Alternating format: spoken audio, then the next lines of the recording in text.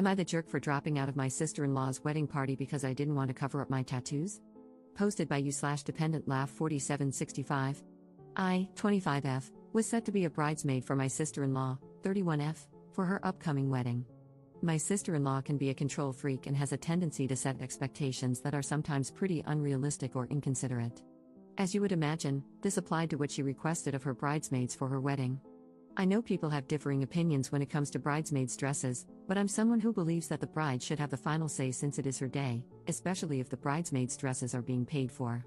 However, regardless of who is paying, I also think brides should be mindful that if they want everyone to wear the exact same dress, it would be respectful to check if everyone is comfortable with certain styles, especially if there are people in the group who prefer to dress more modestly.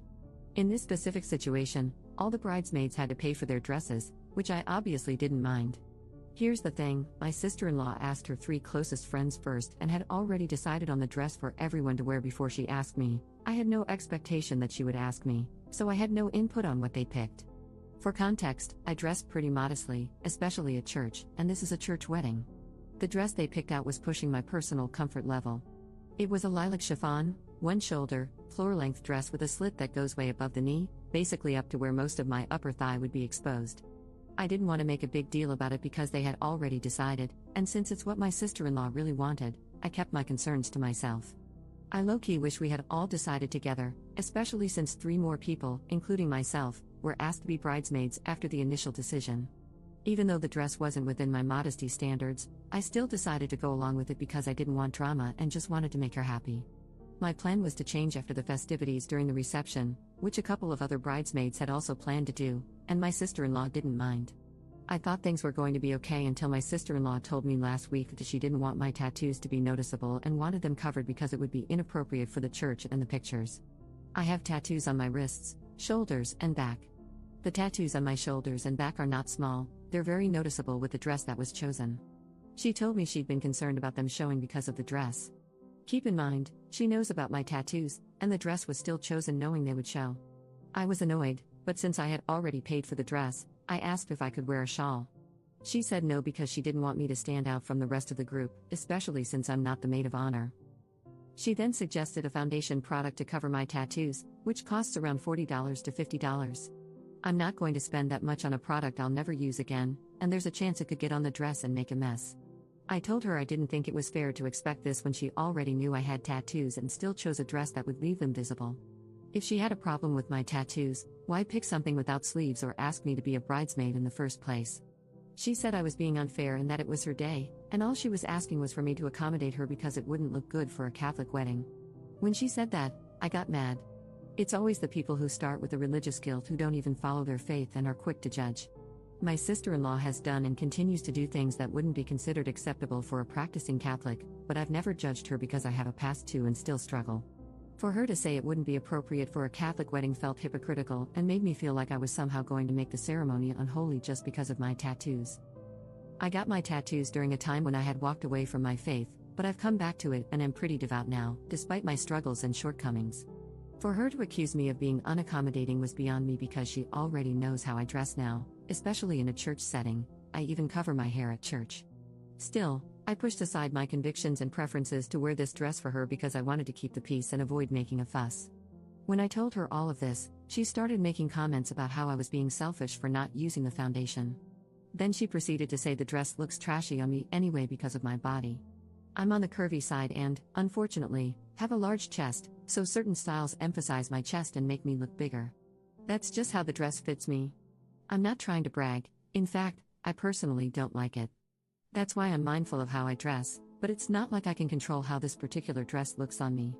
This is also why I prefer to dress more modestly.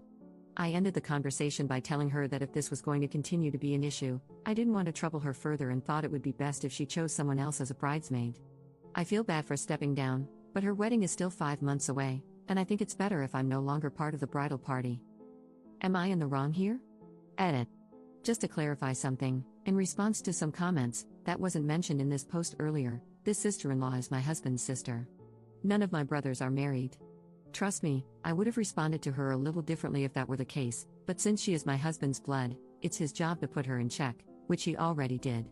I can totally make another post to share what happened in that conversation between the two of them, but I'm not sure if I want to because it's a lot to unpack. Thank you for the comments, they've definitely made me feel better about my decision instead of feeling bad. Update 2 days later. I was debating whether or not to post this, but since a decent number of you asked and wanted to know, I decided I might as well spill the tea for all of you equally chismoso people like myself. Before I dive into my husband confronting her, I should provide some background on my overall experience with my relationship with my sister-in-law. In the beginning of my initial post, I talked about how she has a tendency to be controlling and to set very unrealistic expectations that influence the way she treats other people. Let me make one thing clear, she and I were very close at one point, or so I thought. I treated her like my own older sister, she has even seen me at some of my worst moments since I've been with her brother. But even then, I knew about her toxic behaviors. Part of me always prayed she would grow and do better with time. Almost 7 years later, and she proves me wrong every time. In the years I've known her, I've noticed how she prides herself on being the favorite child among her, my husband, and their brother. I didn't grow up with my half-siblings and was very much an only child, so I never really understood the dynamics between siblings or the competitiveness for parental approval and praise.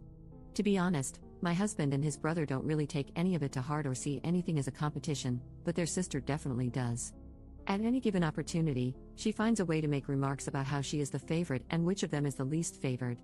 At first, I saw it as joking and typical sibling banter, but as time went on, it started to irritate me. It especially doesn't help that I notice my in-laws don't even realize they play favorites and enable her behavior. For example, if my sister-in-law makes an out-of-pocket remark or comment at family gatherings, you know, the kind of comment that would earn you a smack if you said it to the wrong person, they never say anything to her. But heaven forbid my husband or his brother make a joke about something, then they get worked up. It's clear that because they don't treat all the siblings equally, she really does think she can act however she wants. I won't go into detail, but she has done things in the past that only prove that as long as things are going in her favor regarding her parents' approval, they are very religious. For context, she has no problem outing or screwing over her brothers. My husband has kept a lot of her dirty secrets, and in a moment of vulnerability, when he trusted her, she turned around and told my in-laws everything so she could look like the older sibling who cares enough to tell their parents what's going on with him, even though she has done far worse that would infuriate my in-laws. You might be asking, why not say anything to them as payback? My husband and I are the type of people who don't believe stooping to her level would achieve anything. Plus, they're not my secrets to tell, that's between her and God and whether or not she ever comes clean to her parents. Overall, that alone really changed my husband's view of his sister because it showed how selfish she is. Of course, he felt betrayed, even though this specific incident happened almost 6 years ago. He forgave her, but he never forgot. Since then, and over the time I've been with my husband, everything she says and does just doesn't go unnoticed. I know some of you may ask why we let it drag on, and, well, it's because if she is ever confronted for something she did wrong, she always finds ways to make herself the victim and get the whole family involved. It's like talking to a wall of nonsense and excuses. We've just learned to set boundaries, especially when it comes to family functions at this point. My sister-in-law sees through her nonsense but doesn't exhaust himself confronting her because my mother-in-law is overprotective of her, even though she knows her daughter can act very inappropriately. From what I see, my mother-in-law gets like that because my sister-in-law has run away and temporarily cut ties with them when things don't go her way. I get that she wouldn't want a strained relationship with her daughter, but still. So, imagine how angry my husband is. He's already been holding in his frustrations with his sister and is fed up with how passive his parents have become when it comes to her. Well, when he confronted her via FaceTime, he obviously came to my defense and told her she was being unreasonable and unfair. He cussed her out because she kept making all kinds of excuses, and he basically handed her tail back to her. He didn't just stop with the wedding situation. He called her out on everything, including something else she said about me to other family members that we weren't made aware of until a few hours before he called her. Turns out, she was going around talking about the whole dress and tattoo situation and about me dropping out of the bridal party to some family members, one of whom recorded what she said and sent it to my husband. Then, she went off on a tangent, saying that my husband could do so much better than me and that she feels so sorry for her baby brother because I'm lazy and won't help him financially, basically referring to the fact that my husband is supporting us while I'm in school full-time. Keep in mind, I'm in medical school. Working part-time is not even an option for most med students. My husband went off on her about that and asked why our marriage and the decisions we make bother her so much that she felt the need to bring it up. My husband is traditional and believes that as a man, he should provide, regardless of whether or not I choose to work. He decided he wanted to support us so I can follow my dream of pursuing medicine, and that bothers her enough to downplay me as a lazy freeloader, even though my career will eventually provide us with more stability. Regardless of how anyone looks at it, I don't know what her issues are, but targeting me just doesn't make any sense. After 30 minutes of yelling and listening to her fake crying and non-apology excuses, my husband told her that since her wedding day is a family event, he'll still participate out of obligation and I will attend as a guest, but she should consider this the last time we will ever be involved in anything concerning her. We're only planning to stay for the wedding mass and leave right after dinner, free food, I don't care. That's all. I know some of you are thinking, why still attend? But my husband is good friends with her fiancé and is a groomsman, so it wouldn't feel right to drop out on him just because my sister-in-law is crazy. However, my husband gave her an ultimatum: if she pulls similar crap again between now and the wedding, we won't go at all. Going forward after the wedding, or if she decides to open her mouth again, my husband has decided we won't contact or see them anymore. This will be easy since they'll be moving to a different state. I'm counting down the days, lol. If there's one thing I want to make clear at the end of this post, it's that I don't wish her any harm, nor do I hate her. I forgive her, however, for my mental and emotional health, I will not maintain a relationship with her of any kind going forward. I genuinely pray she grows, learns from all of this, and makes better choices if she has kids one day. I also hope she reflects on whether this toxicity was worth losing a relationship with her brother.